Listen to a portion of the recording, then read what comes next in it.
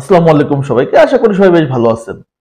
2 দিন বিরতির পর আবারও শুরু হচ্ছে সাউথ আমেরিকা অনূর্ধ্ব 20 কোপা আমেরিকার ফাইনাল স্টেজ। আপনারা জানেন যে গ্রুপ স্টেজ কিন্তু শেষ হয়ে গেছে। সেখান থেকে 2টা গ্রুপ ছিল, গ্রুপ এ এবং গ্রুপ বি। গ্রুপ এ থেকে 3টা দল উঠছে ফাইনাল স্টেজে এবং গ্রুপ বি থেকে 3টা দল উঠছে। তো গ্রুপ এ থেকে কোন 3টা দল উঠছে? এক হচ্ছে উরুগুয়ে, প্যারাগুয়ে এবং চিলি। কিন্তু যারা হচ্ছে এই টুর্নামেন্টটা আয়োজন করছে ভেনেজুয়েলা, তারা কিন্তু লাস্ট ম্যাচে উরুগুয়েকে হারাই দিছে, তারপরেও কিন্তু তারা ফাইনাল স্টেজে উঠতে পারে নাই।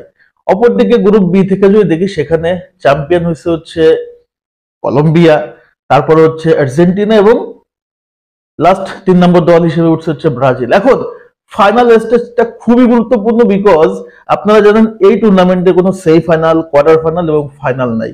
সো ফাইনাল স্টেজে 6টা দল উঠছে, গ্রুপ এ থেকে 3টা, গ্রুপ বি থেকে 3টা, এবং এই 6টা দলের টোটাল একে অন্যের সাথে খেলবে। তাহলে এক একটা দলে 5টা করে ম্যাচ থাকবে।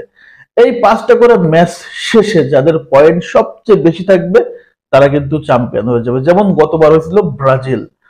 সো এবার এই টুর্নামেন্টটা একটা ডিফারেন্ট একটা ক্যারেক্টার শো করছে। সেটা হচ্ছে, দেখেন, উরুগুয়ে বড় বড় দলের সাথে কিন্তু জিতে গেছে, কিন্তু যারা গ্রুপ স্টেজ পার করতে পারে না সে ভেনেজুয়েলার কাছে হেরে গেছে। অপরদিকে আর্জেন্টিনা, কলম্বিয়া, আর্জেন্টিনা ব্রাজিলকে 6টা গোল দিছে। আবার অপরদিকে ছোট দলের সাথে, ইকুয়েডরের সাথে তাই জিতে যায় কষ্ট হয়ে গেছে। সো এটা ফুটবল এমন একটা জিনিস যেটা আসলে আপনি প্রেডিক্ট করতে পারবেন না যে কি হইতে পারে বা কি হচ্ছে। তবে ব্রাজিল এই টুর্নামেন্ট যেভাবে আসলে এক্সপেকটেশন ছিল, সেই এক্সপেকটেশনের রেজাল্টটা কিন্তু আমরা আলটিমেটলি পাই নাই।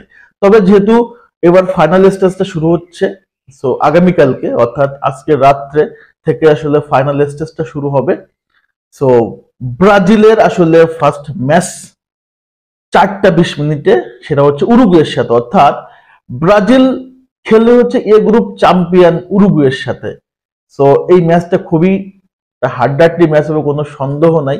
তারপরেও যেহেতু উরুগুয়ে লাস্ট ম্যাচটা ভেনেজুয়েলার কাছে 1-0 গোলে হেরে আসছে, এবং ব্রাজিলও কিন্তু মোটামুটি এই টুর্নামেন্টে ভালোই কামব্যাক করছে। যদি দেখি বলিভিয়া এবং ইকুয়েডরের সাথে, হয়তো বা শেষ ম্যাচ তারা কলম্বিয়ার কাছে হেরে গেছে, তারপরেও তারা ভালো ফুটবলটা খেলছে।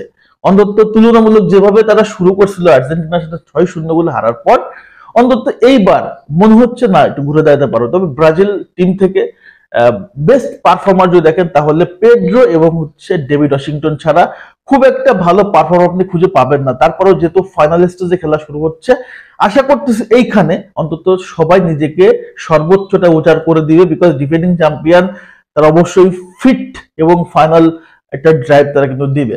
সো ব্রাজিলের সামনে নেক্সট কয়টা ম্যাচ থাকতেছে, ব্রাজিল কিন্তু আবারও আর্জেন্টিনার সাথে খেলবে, কলম্বিয়ার সাথে খেলবে, প্যারাগুয়ের সাথে খেলবে, চিলির সাথে খেলবে, এবং আজকে যে ম্যাচটা অর্থাৎ বাংলাদেশ সময় রাত হচ্ছে 4টা 20 মিনিটে, সেটা হচ্ছে উরুগুয়ের সাথে। সো এই ম্যাচটা নিয়ে আসলে প্রেডিকশন করার আমি এই মুহূর্তে করতে পারতেছি না, বিকজ দুটা দলই যথেষ্ট শক্তিশালী।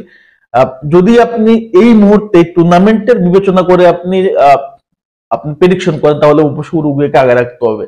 তো ব্রাজিলকে নিয়ে আপনি কখনো আসলে বাজি ধরতে পারবেন না, ব্রাজিলকে পিছিয়ে রাখতে পারবেন না। তো যে কোনো টুর্নামেন্টে যে কোনো টিম ব্রাজিলকে আপনি পিছিয়ে রাখার সুযোগ পাবেন না, কারণ ব্রাজিল এমন একটা দল। তো আশা করব অবশ্যই ব্রাজিল জিতবে, এবং এই টুর্নামেন্ট যেহেতু ব্রাজিল সবচেয়ে সফল দল, সো আশা করি ব্রাজিল এই টুর্নামেন্টটা জিতবে। এবং এই যে ফার্স্ট ফাইনাল স্টেজের যে গেমটা উরুগুয়ের সাথে, এবং উরুগুয়ের সাথে একটা ভালো বাজিমাত ব্রাজিল করতে পারে। সো অনেকেই এই খেলা কিভাবে দেখবেন হয়তো বা জানেন না, আপনারা ইউটিউবে খেলাটা আসলে দেখতে পারবেন।